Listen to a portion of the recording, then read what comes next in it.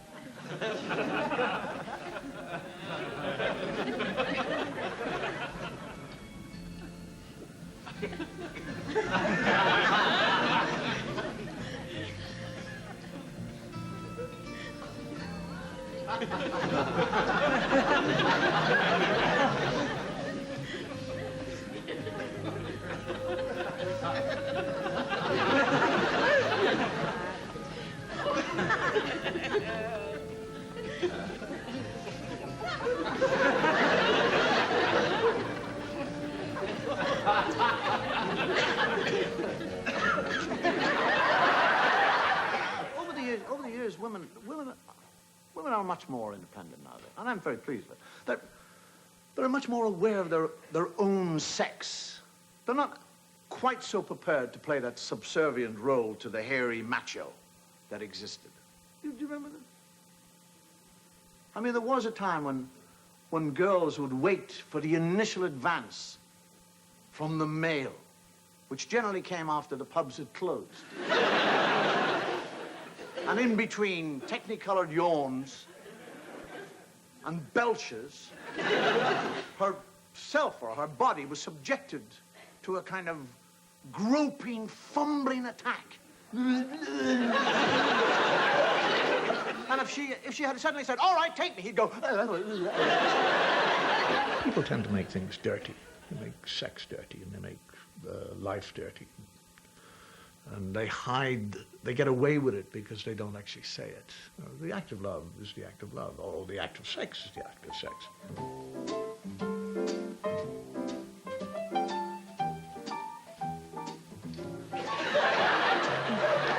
Are you sure this is the rhythm method?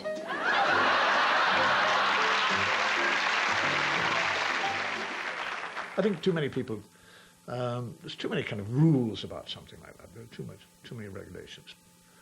I think if you bring your children up being very honest and walking around the house, and, nude, and they learn to see each other nude and naked, and it doesn't become something that's dirty and shouldn't be seen. Oh, Casanova, please don't go yet. I must. Don't leave me, Casanova. I must. I have other work to do. Farewell, my love. Oh, Maria.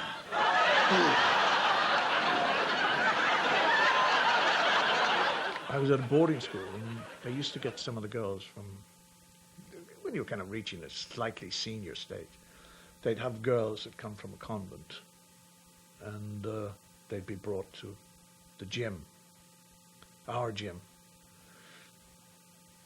And I mean, 15 years old, you don't really need anything to kind of spur you on to get an erection. You just, it's there.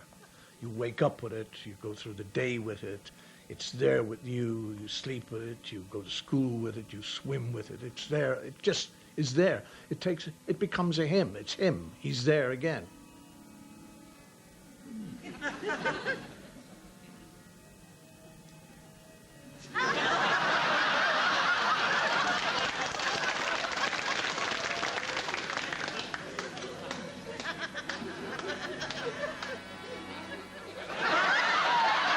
Tells you where to walk. He points out directions. He picks the magazines for you, the ones on the top shelf. Yes, okay, I'll get whatever you want. Chooses the books, finds the dirty bits in all the books. It's another brain down there as far as a kind of 14, 15-year-old kid is concerned. And here we are in the gymnasium waiting for all these girls, and we're all like gorillas. We're all, because when you have an erection, there's a way that you walk to hide it. You put your bum out and you kind of tuck your belly in, so you begin to look like Neanderthal in a way of wandering. And then the girls would all arrive, and we do, and it would pick out your girl. You'd have no say in it. The redhead. Okay, you're a redhead. You know, my darling, in this light you don't look a day over 14. I'm not. And it's also mythology that the nuns used to teach the girls. The girls had to wear elastoplast on their nipples to keep them down, because raised nipples or protruding nipples signified some sort of sexual desire. So that was covered up. And they were also told never to wear patent leather shoes, because the boys would spend the whole time dancing, looking at the patent leather shoes and the reflection of the girl's knickers or crotch or whatever. So you had this terrible picture. So you dance with them like this, terrified, this erection. And somebody would kind of go by you and bang you, and you'd collide with the girl, and you go, oh, and that was so terribly exciting. Oh. And we actually had a priest who used to wander among us, and he had a rod of ebony, kind of rod, maybe 18 inches long, and he'd put it between you. And he said, that's the correct distance, and that's the distance to be apart. This kind of 18, which was being very optimistic on his part, I always thought. And it was just, you never got anything, you never got away. And the girls were also told that Satan manifested himself in the law. And some of the girls were told the way, if you were going to sit on a boy's lap, you were to put a book between you and Satan. And these girls, I mean, I exaggerate, but they could have brought the Encyclopedia Britannica, you know. And you'd say, sit on my lap, and they'd whack that down on you. And that was the end of it, whatever it was. See, there is actually what I would, in a way, there's a reversal, a role reversal taking place. Women are much more, as you say, independent. They're much more prepared to go out and pick up somebody. If they fancy some fellow, they're not going to sit on the other side of the room and wait for some kind of magical thing to happen. The woman is quite prepared to go across and pick up the fellow, pass a compliment, tell him he looks nice, got nice clothes, like your hair. She might even actually give him a sudden grope. So I've heard, anyhow. And nowadays, much more direct about sex and what sex is for them, and quite rightly. I mean, women will talk about orgasms. It's my right to have an orgasm. I'm not your sexual plaything. I want. You had it last night. It's my turn tonight. But the male now doesn't know how to react in this. He was the hunter. Now he's the hunted. He doesn't know what. He can't do the foreplay. He doesn't know what to do with it. She's talking about, I want an orgasm. And I prefer one if we could have one together. Do you think you might be able to manage that?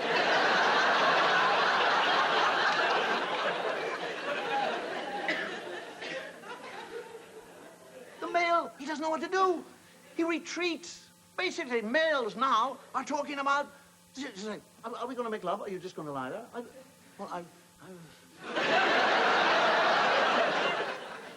He'll suddenly go, why, I haven't taken any precautions. He tries that. I haven't taken any precautions. She says, that's all right. I took the pill an hour ago. Go on, get out.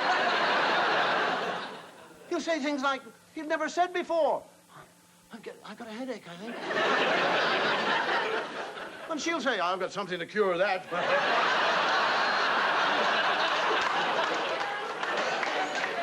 There's a total turnabout now in male and female sexual relationships. The male is actually faking the orgasm.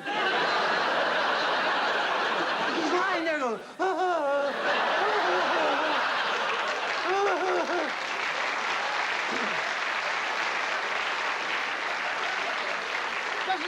don't know how to react, because under pressure like this, the male doesn't know what to do. You get nervous, and because of that, you get tense. And you start to think of anything else. And the whole thing about pleasurable sex is to do it in a totally relaxed and open state. He's under attack. Come on. You're like, all right. And he's not, inside he's thinking, oh, yeah, I hope it's good. I hope it's good. I hope she likes it. I hope it's good. I hope it comes up. If it comes up, I hope it doesn't go down again. Oh, don't go. I don't have one of those premature ejaculations. Oh, I'm sorry, darling. This never happened before. Shit. Lovely thing of fantasy. When fantasy is introduced, the female will actually say, "Can't you think of anybody?" So it's an escape for you. You go, "No, no." So neither can I. Let's go back to sleep.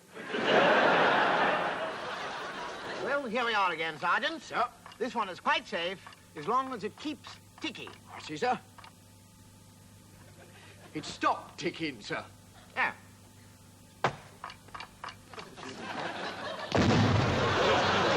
The army is nice to do. It's a bit like the judges. It's all a bit silly-billy. But we were doing... I mean, they always offered us tremendous help in all these places, these army places or military places we would go to. And we actually had the whole paraphernalia. I was doing a sketch, and it was the high command. So we were all dressed in fairly high-ranking uniform. Thank you, gentlemen.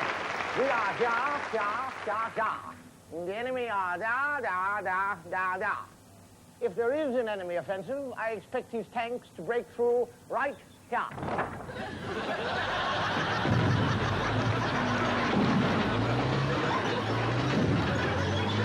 They provided us with a limousine, an army ranking with kind of signals on it and flags and everything else. And we arrived at this barracks, and we were filming kind of in the woods, half a mile in somewhere. And it was top security. And there were kind of sentries everywhere, and dogs and everything else, and the barrier going up and down. And the car pulled up, and the sergeant of the military police kind of waved us up and looked in and nearly had a fit. All he could see was all this red. And I went, there were people running out of the barracks and doing kind of stamping and slamping and sitting up and saluting, and they just passed us through. I mean, we could have been a group of terrorists for anybody knew. We must inspect this cart. You British fools, always you are trying to escape. And always we are finding you. Always, yeah. Oh!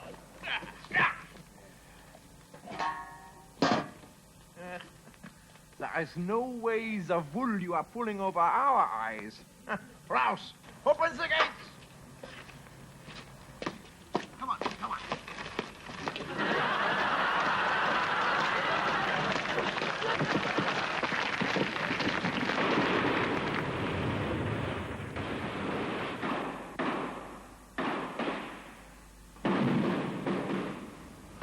My God, Sergeant, Christmas Day.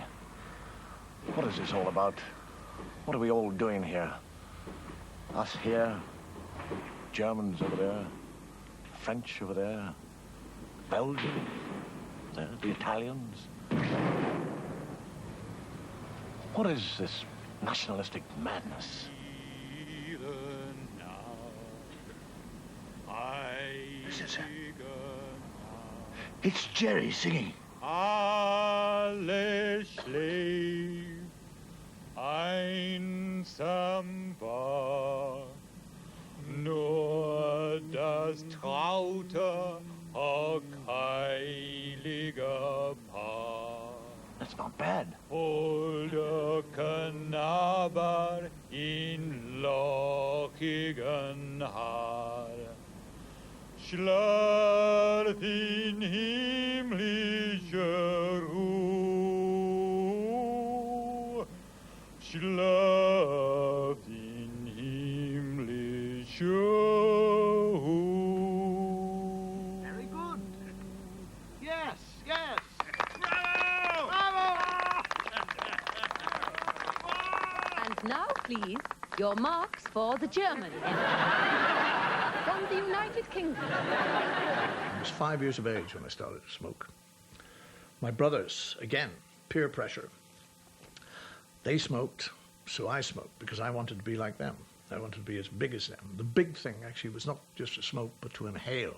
You had to inhale. You couldn't just go... Blowing it out your nose That was big too. If you could get it out your nose, that was stage one towards manhood. That was that. Oh, and it was very difficult to get. And snot used to come out, and dribbles in, and then it was inhale, and then you go, and the snot would go back up again. But, you know, there was, but the thing was to get it down and hold it. If you could go.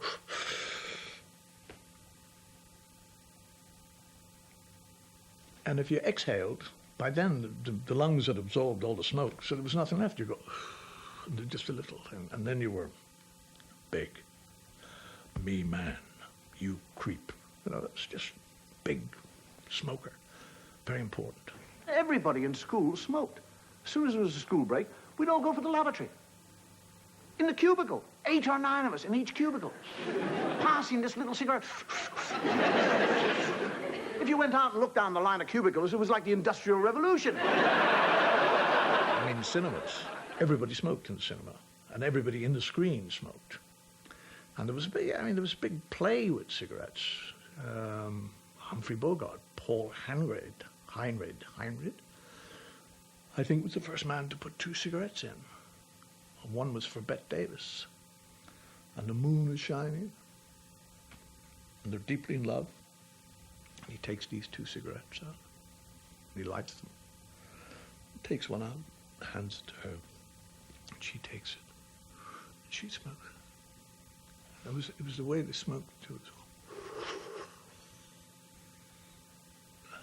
And I mean, if Bette Davis didn't like you, or didn't like the man in it, she made it quite clear by the way she stubbed the cigarette out, what she'd like to do with his dick. I mean, she'd go, and you'd sit in the cinema and you go, ooh.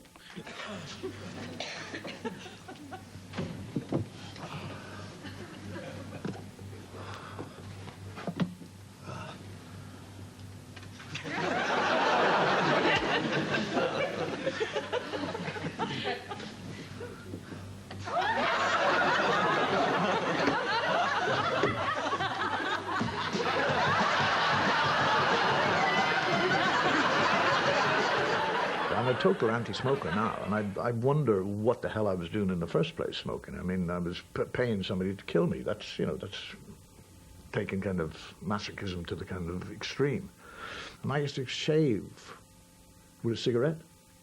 I had a cigarette in my mouth, and a girlfriend at the time was standing looking at me in the bathroom when I was shaving, and she just pulled out a pair of scissors and went, and the cigarette went.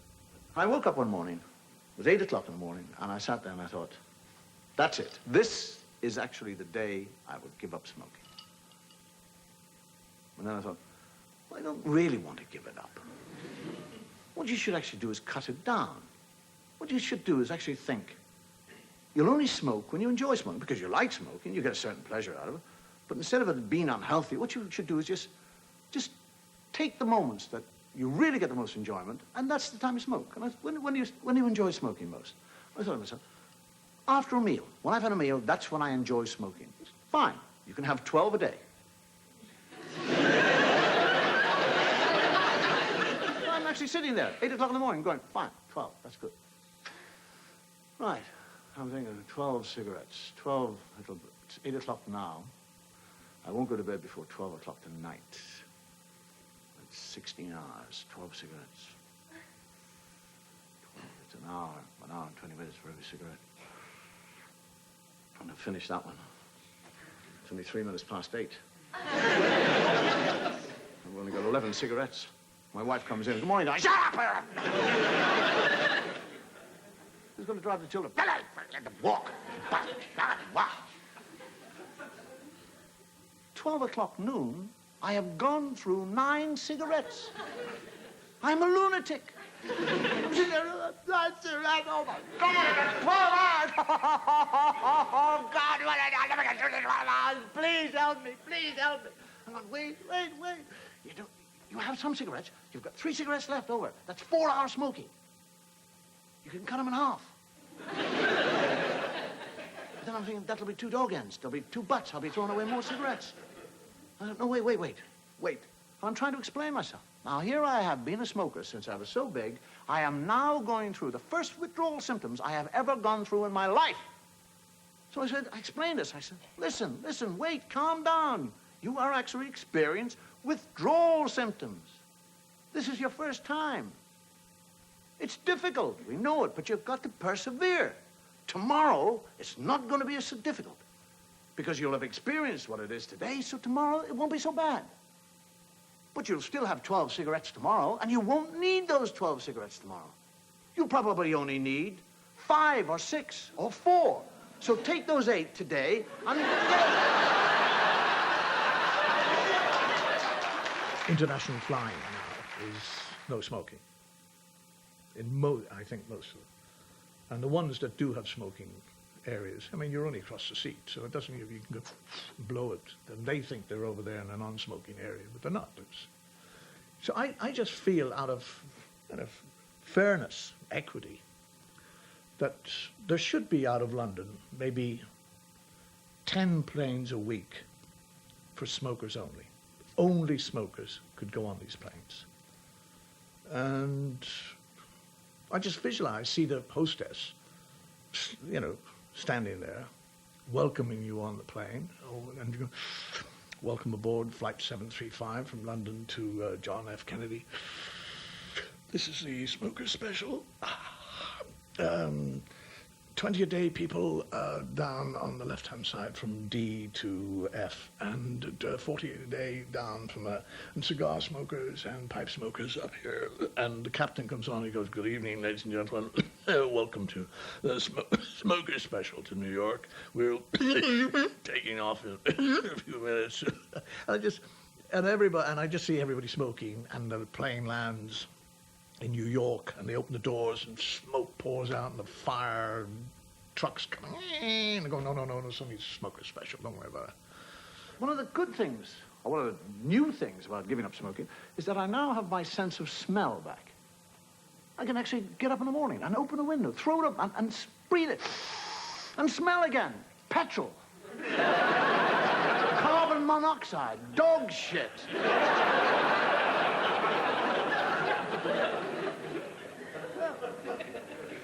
I mean, it's a taste. I actually thought when I used to eat food, it was the smoking. I had no taste. It's not the smoking, it's the food. Bloody tasteless. I mean, I got a really good stab in at a fellow a few years ago. And I said, you know, you're blowing that smoke, and I don't really want that secondary smoke all over me. And he said, well, you know, it's only, you know, the leftovers. There's really nothing. I've taken all the nicotine into myself. He said, it's just a residue that you're getting. And he said, besides, you drink anyhow, don't you? And I said, yes, but when I finish drinking, I don't piss on you, do I? You have a confession to make? Yes, Father. Carry on. Well, I'm very, very ashamed of what I've done. It doesn't matter. God is all forgiving. Thank you, Father. Well, I went walking by the river yesterday, and I was just sitting there, you know, chewing a piece of grass, when this sheep, this ewe came down to the river for a drink, Father. And, well, she looked at me, and I looked at her, and, oh, well, she had the most beautiful eyes I've ever seen. What? She had the most beautiful eyes. I heard you. She had beautiful eyes. Yes, well, Go on. Father, we just fell in love, and we... You fell in love? Yes, we made love. You made love to a sheep? Yes. Physical love? Yes, Father. Fornication? Yes. God almighty, you bastard! In 20 years, I've never heard the like of that in my life. Get out of my confessional box. Get out of my confessional box. Get out! Get out!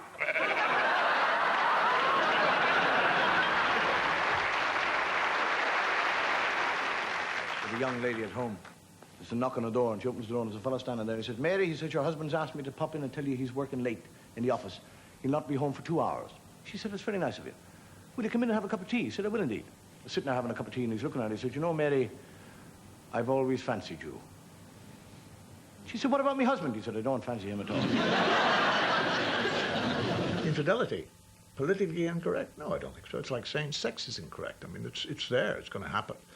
It's happened for, since the world was born, created, and it'll continue to. It's just a funny situation. I mean, it's obviously not a funny situation, but it's one of those situations where if you're not involved, it's quite funny. Haven't you finished that book yet? Haven't you finished that book yet? All you do is read. You're on night work all the week. You only have one night off, and what do you do when we get to bed? Read. Oh, shut up. Well, there are other things to do in bed. What, would you looking like that? A month-old trifle? Very funny, aren't we? Well, since we're here to sleep, perhaps you'll get up and close that window and put that cigarette out. You know I can't sleep with the window open, and then you can put that light out. Go, mighty. Get your cigarette out, turn the light on. You can't sleep with the window open. You can't do nothing. It's all... God! What is it? It's your husband! Oh, quick! I was in Melbourne years and years ago, and I was working in a club, and I was with another comedian, and we met these two girls. And we went for a meal, and we went for drinks with them, and we were invited back to their place. And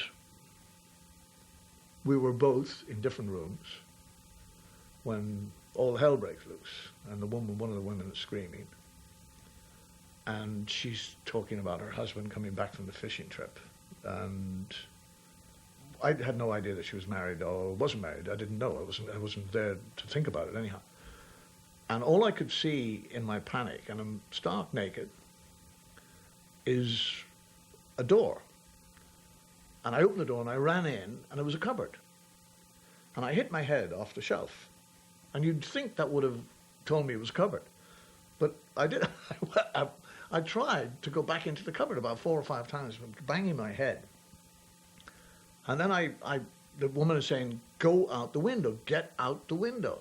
And she's throwing my clothes at me. And my friend is at the bottom of this garden, stark naked, with his clothes over his arm.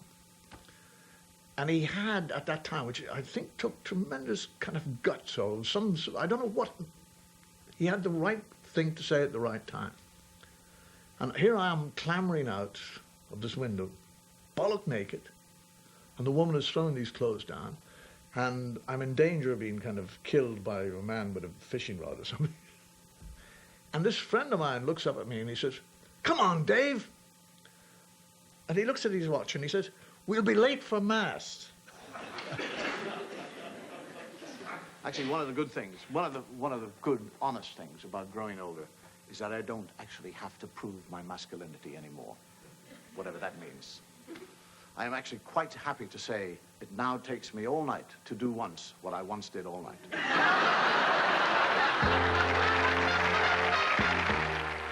3 teenagers find a gateway to the 6th century. Next here on BBC Two, it's the stuff of legend in the other world.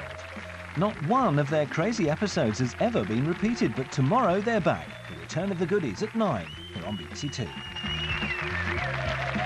Good night. Thank you, and may your God go with you.